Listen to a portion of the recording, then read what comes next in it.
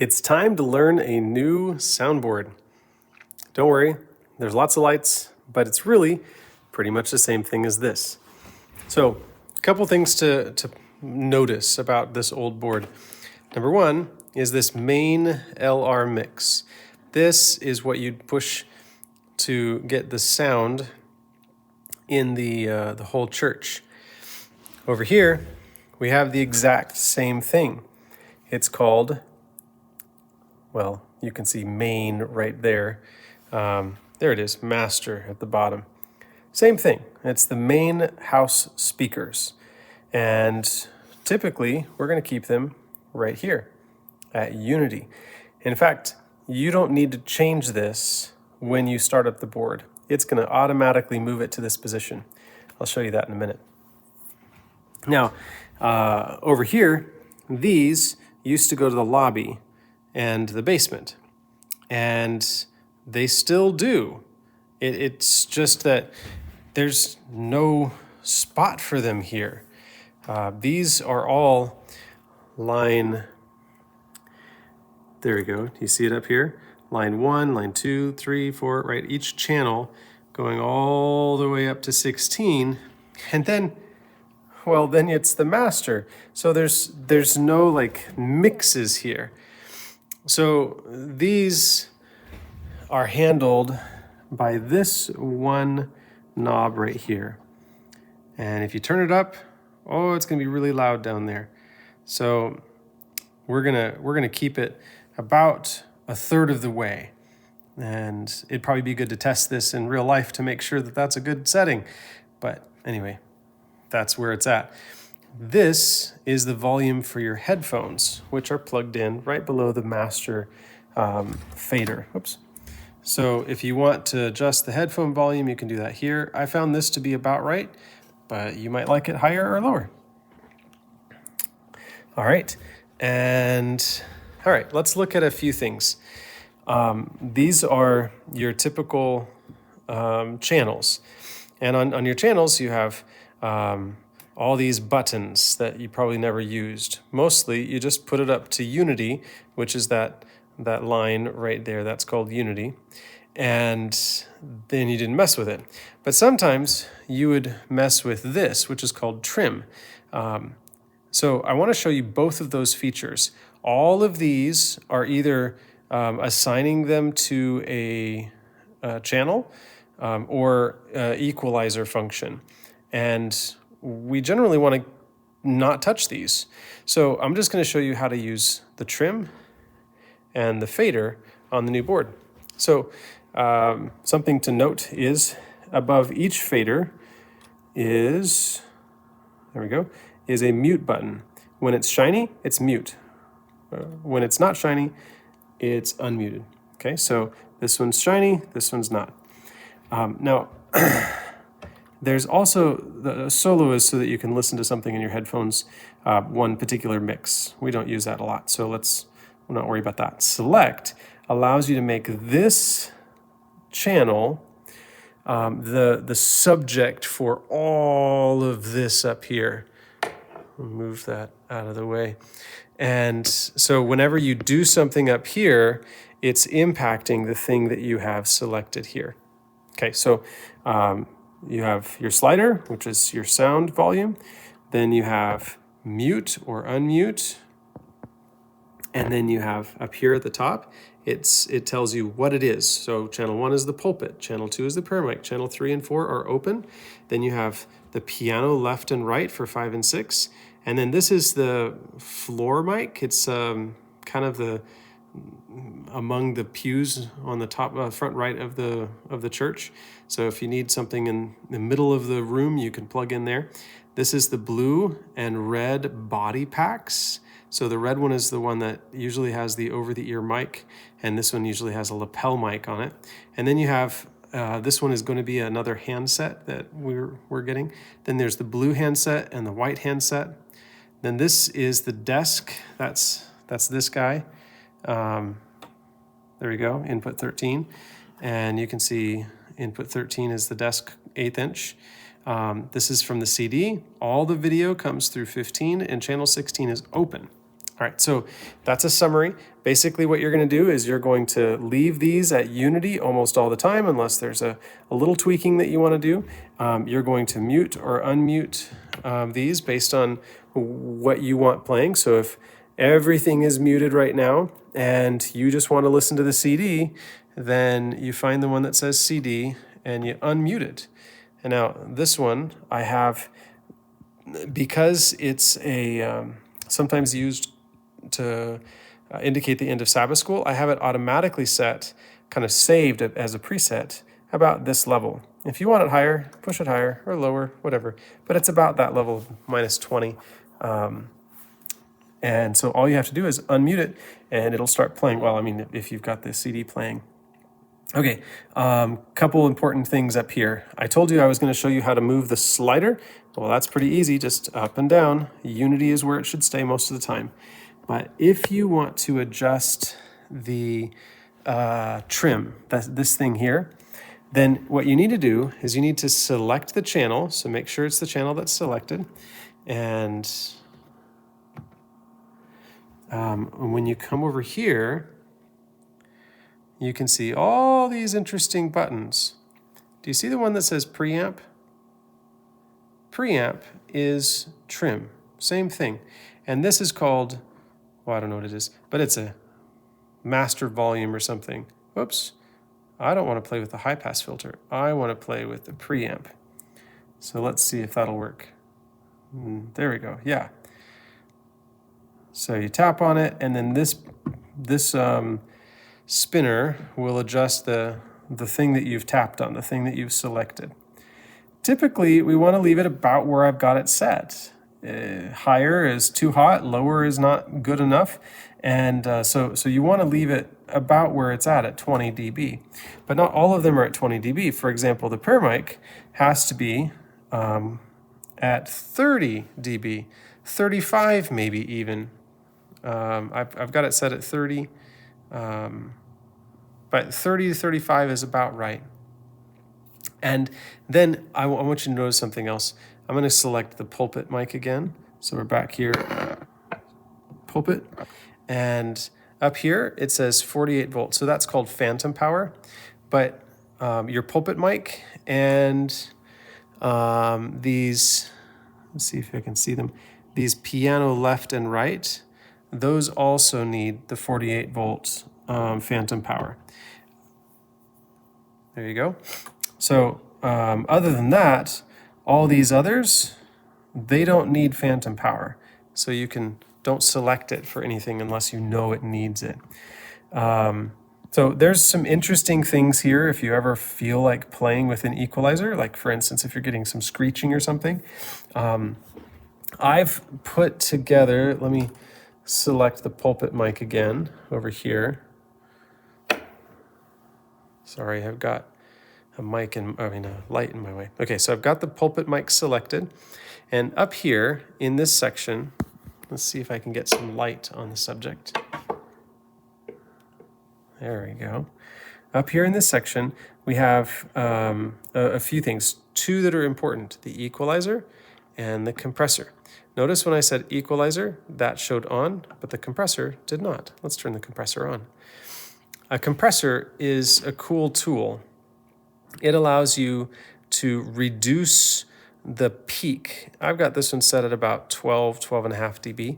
And what happens is when the volume from the, oops, my bad. It's a touch screen, so be careful. When the volume of the mic gets too hot, it cuts it off. You can see it kind of has that angle down, and it'll actually prevent it from going too high or too loud of a volume. So that's kind of cool. I've set this up for all the inputs. You can see they're at different ones, depending on the mic that I'm working with. And that one, it's not set up yet because it's an unassigned channel, about 12. There we go. And then that was the unassigned handheld. The blue handheld, oh, I didn't set that one up either. Let's go over here and turn the compressor on. Now, I want you to notice when I change this to equalizer, that light is connected to this one. So are we processing a compressor? Yes. Are we processing an equalizer on this channel? No. So I'm gonna go back to the compressor and I'm just gonna drop this down to 12. There we go. And okay, so we have this one selected. Let's go here, here. Oh, that's the desktop 1/4 inch or 1/8 inch, the CD and the video. Actually, I don't need that on as either. Those are not necessary. You don't need these to have the compressor because it already is typically, playing music or playing a video. It already has that adjustments made, so you can ignore that. But anyway, there's also the equalizer, and let's say that we're on the red body pack. This is the one that the preacher typically uses. And I've done a couple things. I spent some time talking on this, and you can see that I have this guy, a high pass filter. And when you mess with that, you can see it moves back and forth. I like it about 90 hertz. You see up here, the 90 hertz. It cuts down the lower frequencies, and it cleans up the voice just a little bit. Also, sometimes the low mid, that's this one.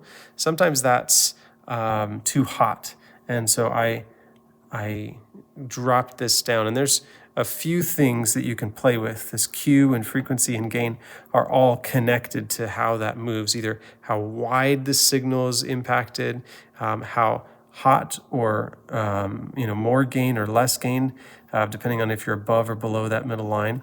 And the frequency, that's this guy, also this one. The frequency moves it left and right. You can see that 320, 300. And what I found is that about right there in the low 300s, there needs to be just a little bit of drop so that the voice is nice and clean. And then this one is the high. You can see the green corresponds to the green. And the high, I tried to do that to lower the volume on some of the T's and the S's and things like that. So this one I've played with. I haven't touched really any of the other channels down here. If you go to another channel, it's going to be pretty much, that one has the equalizer, I guess, no, it's not even on. It's green when it's on, so I played with it, but I didn't turn it on. So I haven't touched really any of the other equalizer settings. And until we really know what's going on, I recommend that we just leave it alone. So having the compressor is nice. That's helpful. We know what it does, and we're pretty sure we need it on most of these mics. But the equalizer is a little uncertain still. Might be good to get DJ involved. So that's basically it. There is something really important about this, the process here. It is not connected to our on and off. I'm gonna turn these off. And I'm gonna turn this one off too, but I want you to watch the board. Nothing happens to the board. And that's because I have disconnected it from this, from that circuit, because this requires a soft turnoff. All right, so I'm going to show you how to do that. Up here where it says home, press that home button and then press soft power. And then you can say confirm power off. Now it's going to prepare the mixer for power off. And at this point,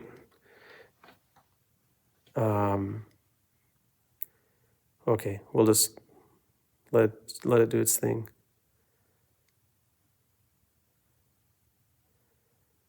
Okay, it says it's now safe to power off the board. So I'm going to go ahead and reach back here. And on the far right side, right over here, all the way down almost to the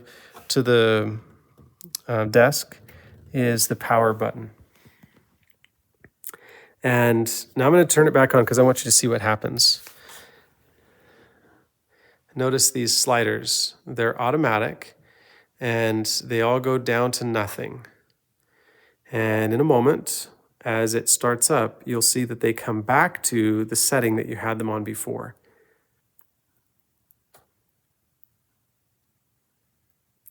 Okay.